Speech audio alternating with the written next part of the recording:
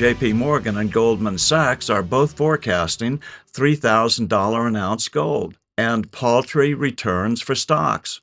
Call the proud Americans of the Patriot Gold Group today before it's too late. Call 888-753-1647 for a free investor guide today. Patriot Gold Group is Consumer Affairs' top-rated gold IRA dealer 7 years in a row.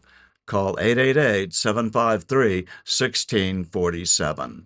Good evening. I'm still reporting on the apparent illegality of Biden's pardons.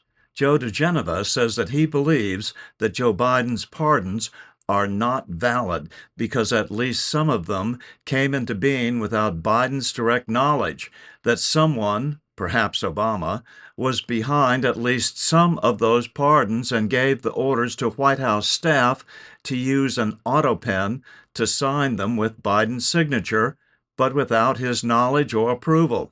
If that can be proven, then the entire group of anti-Trumpers could be at risk of prosecution after they thought they were home free after destroying all the secretive documents of the J6 phony congressional investigation, which tried to get Trump but failed. However, it did succeed at imprisoning at least 1,500 so-called insurrectionist pro-Trump supporters who were then held under miserable conditions in prison for more than 3 years in this nation's most outrageous misapplication of the rule of law in U.S. history. Joe Biden's pardons, did he actually sign them or not? Did he know about them? Was it somebody else? There have been talks about this for the last several weeks, but now President Trump has thrust this topic right into the spotlight. Let's go over what he said when he was aboard Air Force One. It's not my decision. That'll be up to a court. But I would say that they're null and void because I'm sure Biden didn't have any idea that it was taking place.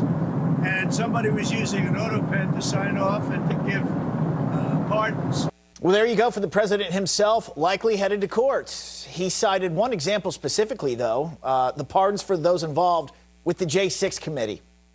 So as an example, it's just one example, but the J6 Unselect Committee, they gave, think of it, they gave pardons with an auto pen. I don't think Biden knew anything about it. And what they did is they deleted and destroyed all of the information that took them over a year to get. And the reason they did that is because the information was very incriminating about them. Like Nancy Pelosi, it was determined conclusively that she knew about 10,000 soldiers and turned it down. And if we used 500 soldiers, you would have had no problem. And what I want to do is play a clip from House Speaker Mike Johnson talking about a meeting he had with Biden while he was still in office. He prefaces his comments about that meeting with this first.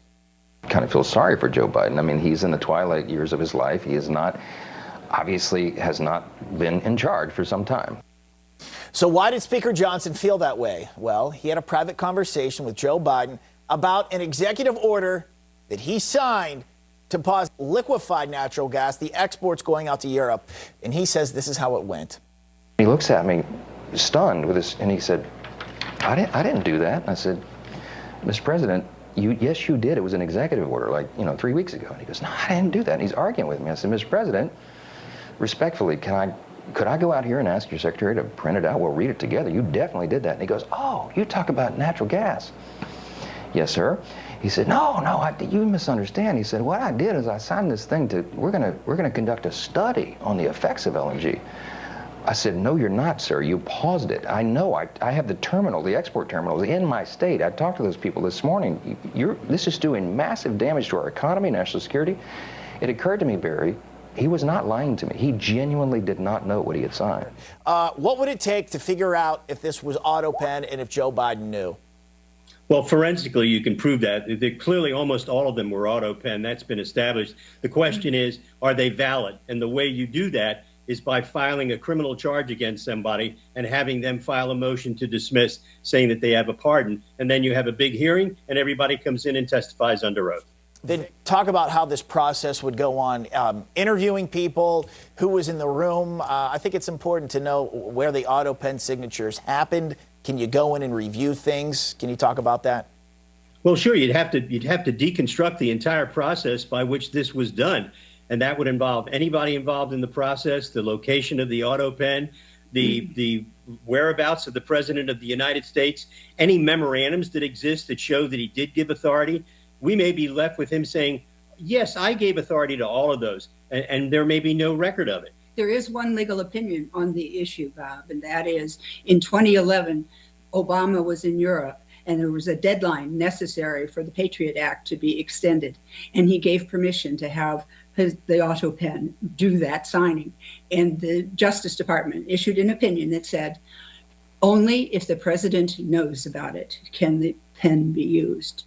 But remember, this was the Biden-Obama Justice Department making a ruling which fit the circumstances for their benefit at the time. Yeah, I think the president was incapacitated and these are invalid. I think that's what it'll show. I'm still reporting from just outside the citadel of world freedom. Good day.